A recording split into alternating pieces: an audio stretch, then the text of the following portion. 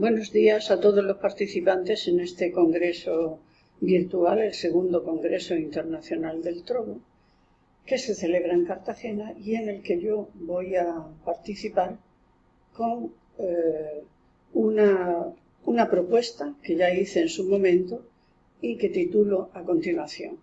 Se llama El Trovo lo estudiaré como sujeto antropológico y el trovero como sujeto histórico. No solo histórico, sino también histórico, sociológico e ideológico. El trovo como sujeto antropológico lo distingo del trovero porque forma parte de la epistemología del estructuralismo, el concepto, el punto de vista por el que he enfocado esta primera parte. Se trata de que la antropología, como saben ustedes, se fundamenta sobre todo en estudiando el método estructural, en la afinidad que tuvo Lévi-Strauss con Saussure y con la construcción de estructuras que explicaran el mundo y que daban relación de significado o que producen significado, estructuras o sistemas de signos. Este método, el método estructural, cundió a todas las disciplinas, se aplicó a todas las disciplinas, pero muy especialmente a la antropología. Y en la antropología dio un salto cualitativo enorme. Es verdad, a través de este método. Es verdad que luego ya hubo una ontología y una epistemología que sacó a una dimensión casi nihilista las tesis de Lévi-Strauss, pero lo que es el método como tal sigue siendo un instrumento de trabajo extraordinario. Y lo he traído aquí a colación con el tema del trovo, precisamente porque lo primero que se dice en esta teoría que podemos estructurar es que el hombre empezó a separar naturaleza e historia, no separarlas sino reintegrarlas sobre una base de pensamiento en opuestos. Es decir, el pensamiento y la realidad se ven y se retroalimentan como opuestos y la expresión de esos opuestos está ritualizada, teatralizada en esa oposición. Es curioso que fue lo que más me llamó la atención, que precisamente ese pensamiento simbólico por el que el hombre ha sido capaz de estructurar la realidad a través de oposiciones, la mayor parte de ellas binarias, ya saben ustedes, frío y calor, todo lo que es lo bueno y lo malo, lo amargo y lo salado, eso en situaciones muy primarias, que hemos pensado y estructurado la realidad en oposición y que precisamente el trovo ha sido la manera primera de expresarlo, no el trovo, sino la expresión poética, ritualizada o literaturizada del pensamiento estructurado sobre oposiciones. Así tenemos que el trovo que conocemos tiene un fundamento ontológico, antropológico, precisamente en la propia manera, en el origen, en el fundamento propio de cómo el hombre se hace cargo de la realidad que le rodea, interpretándola a través de oposiciones. Para que esto lo veamos más claro, en esta parte antropológica he puesto un primer ejemplo de ese testimonio que lo tenemos en Mesopotamia y en Sumeria. Y desde ahí voy a pasar, y en el poema de Gilgamesh, y de ahí voy a pasar al trovo en la contraviesa, que reproduce exactamente el mismo ritual con el que se hacía en Mesopotamia, y son los primeros textos que tenemos escritos, con ese ritual de teatralización de oposiciones que se convertían al mismo tiempo en entretenimiento y en espectáculo público.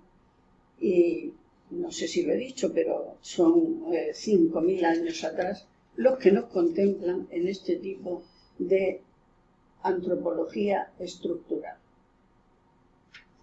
El trovo mesopotámico, lo pude ver, le llamo trovo por extensión. La palabra trovo no la vamos a incorporar hasta la época provenzal, aunque viene de una palabra griega. Ya hablaremos de esto más adelante. Pero en este momento pues le llamo trovo de manera automática, por entenderme el hablar oponiendo que ocurría en Mesopotamia. La misma realidad en pensar oponiendo ocurría en la Mesopotamia como ocurría en la Contraviesa. ¿Por qué he elegido la Contraviesa? Como saben ustedes, la Alpujarra, y no el trovo del sureste. Pues precisamente porque allí se manifiesta en un estado más primario. No ha pasado por el momento historicista, ocultista que pasa el trovo del sureste y a cuyo desarrollo dedicaré la segunda parte de esta exposición.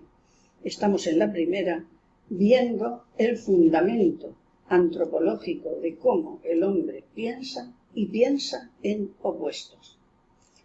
En Mesopotamia lo conservamos en tablillas literarias y estaba como literatura de diversión popular y de entretener a la corte. Hay una exposición en Mesopotamia, ya saben ustedes, entre los ríos Tigris y Éufrates, pues allí se desarrolló la primera cultura, Uruk fue la primera ciudad, y ya tenemos en ese tiempo testimonio escrito en las tablillas, en escritura cuneiforme, de aquellos encuentros y de aquellas oposiciones del pensamiento que estructuraban la manera de estar en la sociedad. Hubo una exposición de Caixa magnífica que se llama Antes del Diluvio, hace unos años, en el que todas estas manifestaciones están perfectamente escritas por su comisario, que fue Azagra. En Mesopotamia exploramos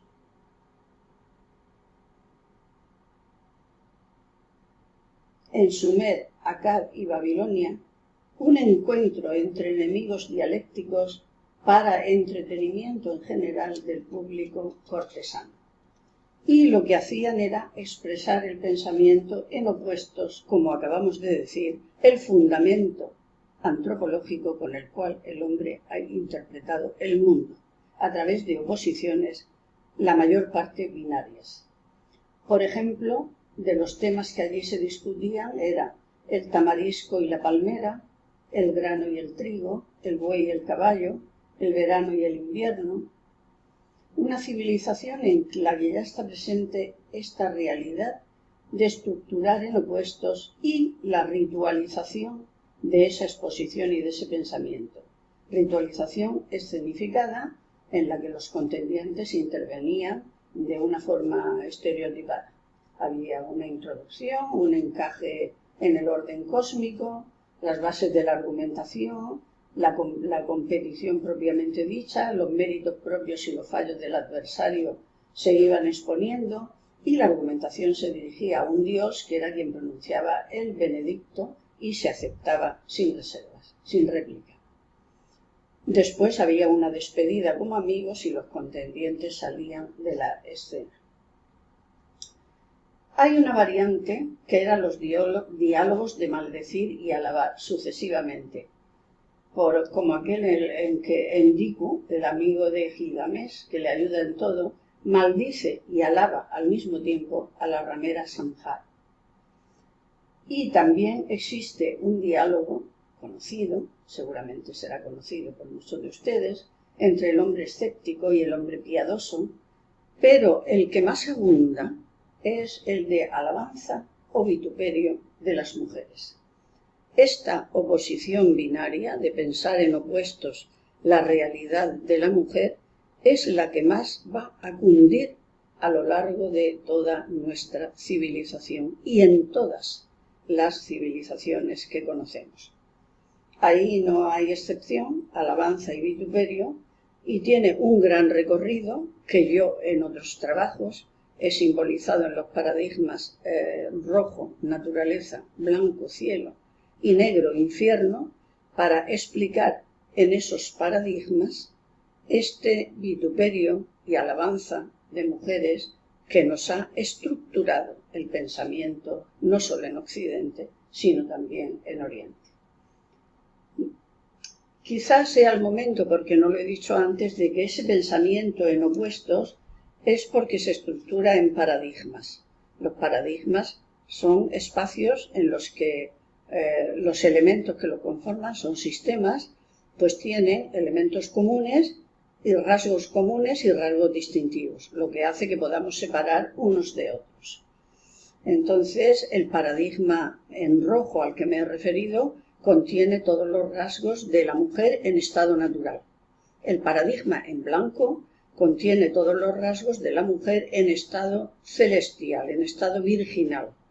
Y el paradigma en negro, todos los rasgos que componen a la mujer en estado infernal, como alguien que está ya castigada o fuera del sistema que ha inventado esa parte negra y oscura para sumergir a quien ose salir del sistema. Y eso en todas las culturas.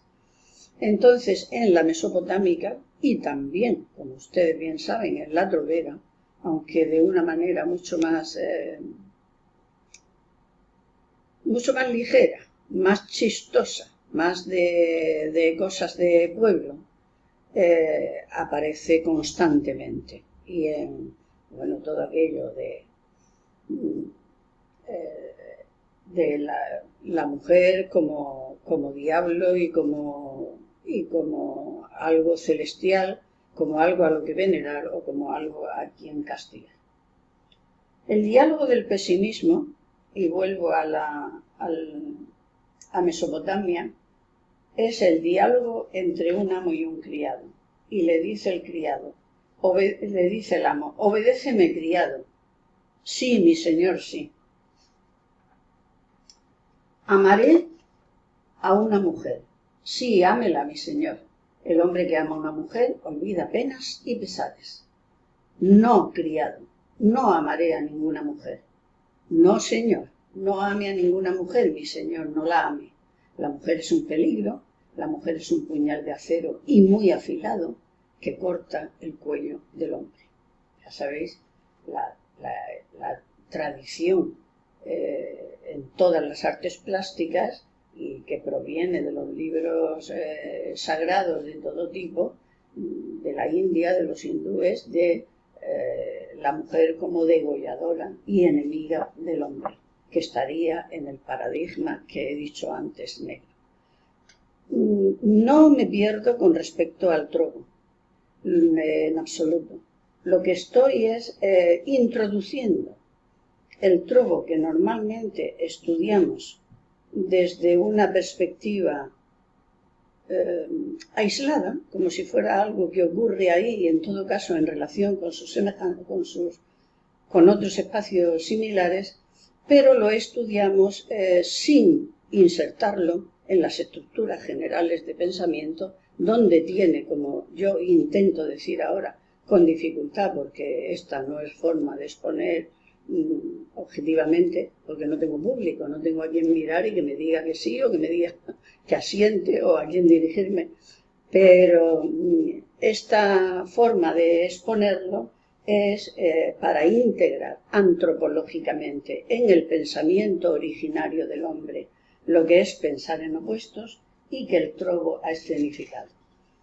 Pues efectivamente me he ido a la contraviesa porque, dado la situación de primitivismo de esta zona que estaba incomunicada, que luego tuvo relación con la sierra minera por motivos de la carrera de relevos en que se convirtió la explotación de la minería, para que veamos cómo el pueblo, en su forma de expresión más rudimentaria, también se expresa trovando y en opuestos.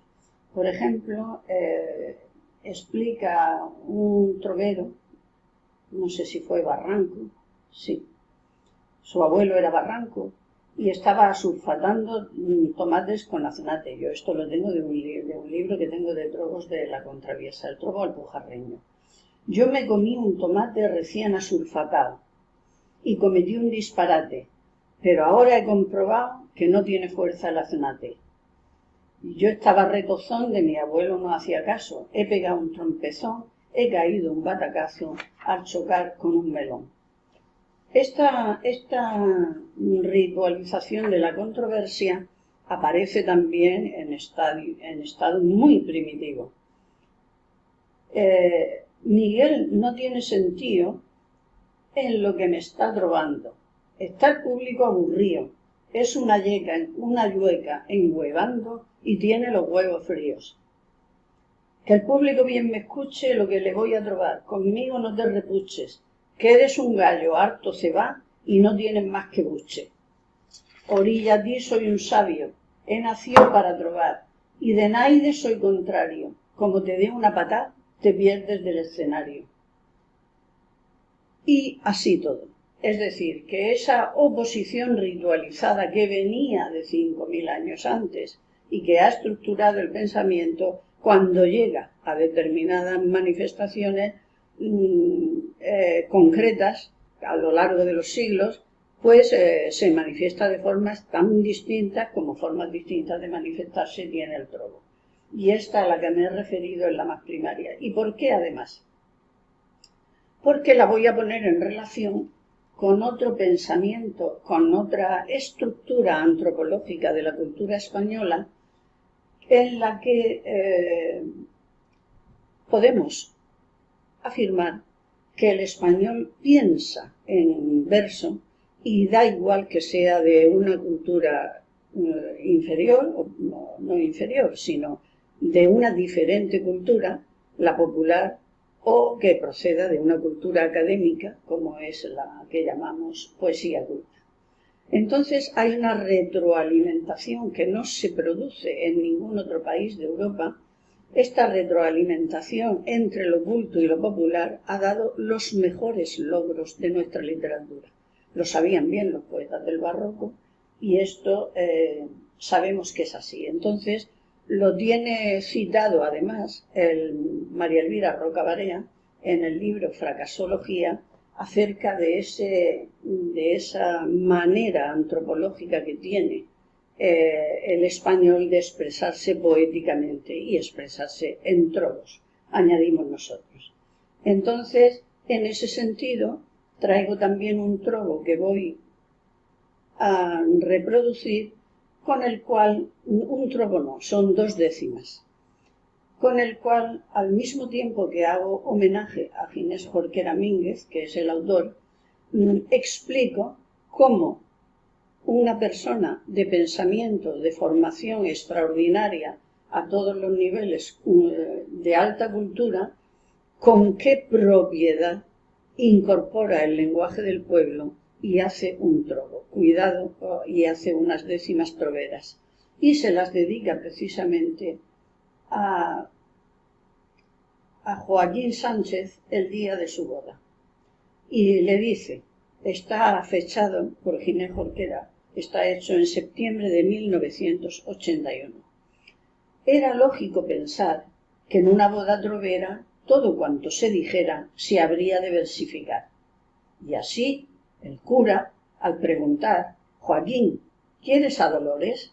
La quiero de 1000 amores, debió Joaquín responder, y a Porfía componer otras bien rimadas flores. Eso o cosa semejante, pues cual trovador notorio, su actuación en el casorio exigía la consonante. Pero cuando el oficiante representante del clero requirió al novio trovero, éste, por demás nervioso, se atuvo al papel de esposo, diciendo en prosa, sí quiero. Y este es el final de esas décimas, con cuyo ejemplo he querido ver cómo la capacidad de poetizar en lenguaje popular se retroalimenta en la sociedad española tanto por parte de poetas cultos como de poetas populares o que se manejan en en otros términos en cuanto a su formación académica. Si bien no hay que dejar de notar que el trovo tiene un pujo cultista que tampoco podemos desarrollar aquí, ni mucho menos. Pero lo que he leído de Ginés Jorquera no es cultista, es popular. Popular de un poeta culto. Trovo popular de un poeta culto. Pero luego está el trovo auténtico, que podríamos hablar de muchos de Ángel Roca y de muchos de los más clásicos, que son cultistas por su propia estructura y naturaleza poética. La segunda parte de esta ficha que yo he preparado, este trabajo que he preparado para este congreso, consiste en irme a explicar el trovero como sujeto sociológico, supongo que ustedes están viendo la ficha, y como sujeto sociológico explicar la sociología del trovo minero entre lo andaluz, lo gitano y lo minero, con unos ejemplos que son muy significativos de cómo varían los contenidos. Esto estará también más cerca de la antropología cultural o de la sociología o de la antropología social. En otro apartado, el trovero como sujeto histórico. Aquí expongo todo lo que ha sido en la curva de la trovería en relación con la explotación de la minería del sureste. Una carrera de relevos que empezó precisamente en Sierra Gádor, la explotación de las mineras, las explotaciones mineras de profundidad en la zona de las Alpujarras, que luego con los problemas del agua pasó a la Sierra Almagrera, que tenemos ya próxima en Almería, y que finalmente terminaría desarrollándose con explotaciones incluso a cielo abierto en La Unión y la Sierra Minera de Cartagena, que luego sería La Unión. En esos términos, repito, ahí no me voy a extender porque no hay tiempo, pero es lo más completo y sobre lo que más he escrito en diversos congresos y en diversos trabajos a lo largo del tiempo, que en su momento mandaría escritos para la publicación. Y por fin, en esta parte del trovero como sujeto ideológico, entraría en la diversificación de que el trovo es el cante, el cante expresa el sentimiento y el trovo expresa la idea. Como iban juntos, y es muy difícil separar las letras del cante de las letras del trovo, lo que sí es evidente es que cuando la letra adquiere, la letra del cante minero, una capacidad narrativa, estamos ya en el mundo del trovo. Claro, una ideología en la época de las luchas y en la época de que la sierra tembló con revoluciones y con los temas del hambre y con los vales y con la miseria y con la destrucción y la decadencia, pues las ideologías se enfrentaron y, como ustedes conocen muy bien, la velada social de Portmán enfrentó a un trovero, José María Marín, que defendía el orden establecido, con el minero que atacaba ese orden establecido sin alternativa. Entonces, ahí vemos bien que el trovero también es sujeto ideológico, no solo histórico, no solo sociológico, sino capaz de construir en trovas y en troverías y en oposición sobre todo, volvemos a pensar en opuestos, una construcción intelectual, ideológica, que está defendiendo posiciones que en aquel momento estaban enfrentadas de forma violenta. Esta segunda parte, repito, es la más extensa y es la que tendremos ocasión de mostrar con los textos escritos que enviemos en su momento para que sean publicados. Y por último, quiero decir y despedirme con recordar, hay una parte de este congreso que llama a profundizar las relaciones del trovo con América. Y sobre eso yo quería despedirme recordando, por si alguien no lo sabe, que supongo que sí, pero bueno, yo he accedido a través de una conferencia de María Elvira Roca Barea y de unos artículos que ella ha publicado en El Mundo, a que existe un proyecto llamado Canoa, que es la primera red panhispánica para la internacionalización de la cultura en español. Ha sido creada por el Instituto Cervantes, el Centro de Cultura Inca Garcilaso de Perú, el Instituto Caro y Cuervo de Colombia y la Universidad Nacional Autónoma de México. Y se puso en marcha el año pasado. Los máximos responsables de las 4 instituciones, García Montero, Herrera Rodríguez, Carmen Millán y Enrique Grau, son respectivamente los que firman ese convenio de colaboración. Este proyecto Canoa, que trata de establecer lazos con esa relación que tenemos tan conflictiva con la hispanidad, pues es un proyecto muy importante, muy interesante, establecido a niveles altos, y que precisamente de este congreso podría salir una propuesta de contacto con ellos para que los elementos que todos esos países tenemos en común, a través del trovo, que repito es una forma universal de expresión y que se desarrolla mucho en estos países porque precisamente tienen la misma raíz cultural, porque fueron España en su momento, fueron España y su cultura y su manera de estar y de trovar, claro, se asemeja a la que tuvimos aquí. Entonces, este proyecto Canoa